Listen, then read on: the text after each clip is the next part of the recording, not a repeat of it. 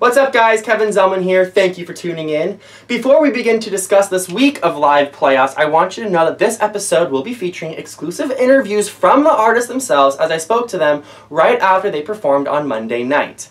Let's start with Team Adam. Shelby Brown performed In Color, and Adam really helped her try to get out of her head and not overthink her performances. So after a few tears were being shed, she ended up belting out what Adam thought was her most powerful note to date. Then Jordan Smith performed a Christian hymn. Guys, he performed his first verse a cappella, which completely blew everyone away, and then he added his keyboard just to make it that much more spectacular. There weren't a lot of vocal gymnastics in this performance, and I thought that was refreshing to see.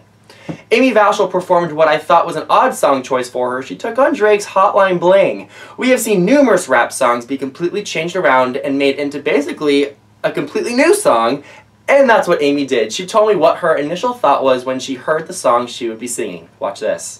I was surprised by it. The last time I tried to flip a song like this was in college with my college band, and we did like Buy You a Drink, and that was like a crowd favorite, but like that was years ago. And so when he gave me the song, I was like, this is not going to work. You know, I was like, no way. But then, it worked, let me tell you, it worked.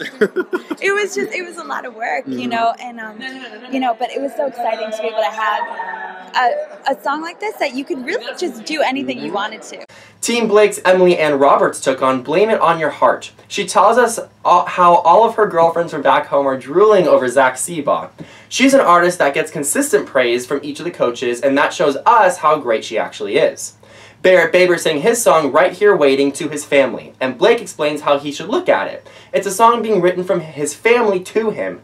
They're waiting for him to come home with a big prize, and if you watch my previous episodes, that's exactly what I think will happen. I think Barrett Baber will win the competition. Zach Seabaugh decided to slow it down this week. Instead of hip gyrating, he sang My Love, and Blake told him that he should focus on a few girls in the audience and sing it to them. I talked with Emily, Barrett, and Zach about how they felt after their performances. Check it out.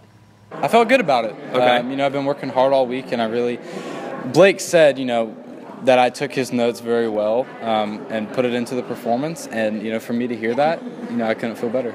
Good. I feel awesome about mine too. I was really worried about this song and just like the whole feel that I had to like put forward with it, but I think it went over well, so I'm very thankful. Very similar answer. I'm just really excited to get that song out there, and to hear them, you know, say again that they're just really excited about how I perform and sing, and it's just such an amazing thing to stand up there and get those kind of comments from such massive stars like that. Braden Sunshine, the youngest in the competition from Team Gwen, took on Styx's Renegade. Gwen helped him learn how to take control of his stage and become more confident in himself. His confidence is definitely showing through in his performances. Corinne Bukowski gave a very powerful performance of Titanium while showing off her very new platinum blonde hair. Blake Shelton told her that he hopes she remembers her awkwardness because that is what makes her cool, along with her very delicate voice. I think that's how she's going to be remembered. Jeffrey Austin also debuted a dyed red hair look, and while he sang Jane Bay's Let It Go, and as per usual, he knocked it out of the park. Jeffrey and Corinne told me what it was like to get style advice from style icon herself, Gwen Stefani. You guys kind of changed up your looks a little bit this week. How did you feel when Gwen and the styling team said we want to change it up? Yeah, I've said this a couple times before, but it's when Gwen Stefani tells you to jump style-wise, you jump. So I think we're both really excited about what we, you know, came up with. Yeah, it's like scary at first because you know when you're with something for so long, you don't know what. Of course. But I mean, Gwen is has such visions for everyone, and you know she's so emotionally invested in us that you know you just go for it. Did you guys have to pinch yourself? You're getting style advice from like the most stylish person in the world, basically? Yeah, I mean, we got to sit down with her, not only her, but, you know, her team of world-renowned, like, makeup artists, stylists, and hairstylists, and just discuss what she thought in a second of what we could do. Team Pharrell's Maddie Davis changed it up this week. They both discussed Maddie's fashion taste and also her performance style, so when she decided to sing Who Will Save Your Soul, they agreed to make it a little funky. They took a reggae spin on it, and Gwen commended her boldness to make that decision. Hopefully the fans felt the same, and as they did, because she is on to the top 11. Evan McKeel took on This Is It by Kenny Loggins, and this was definitely not it for Evan. He's not going anywhere. He had so much fun on stage, and that made us have fun at home. Lastly, Mark Hood. He told me that he watches every episode of The Voice Recap here on Q Hollywood, and that I have not talked about him enough. So Mark, here you go. You sing Against All Odds, and he absolutely he did it complete justice. He knocked it out of the park. Standing ovation from Pharrell. I talked with Evan and Mark about what they think about the performance and what they were thinking about when it's over. Take a look. Oh no, you're so right. The moment where we get back to the artist tent and all the other artists, like all the other 11 artists are kind of sitting there and giving you pats on the backs and telling you you did a good job, I plopped down on that couch and just like, I don't got nothing to worry about until tomorrow. Okay.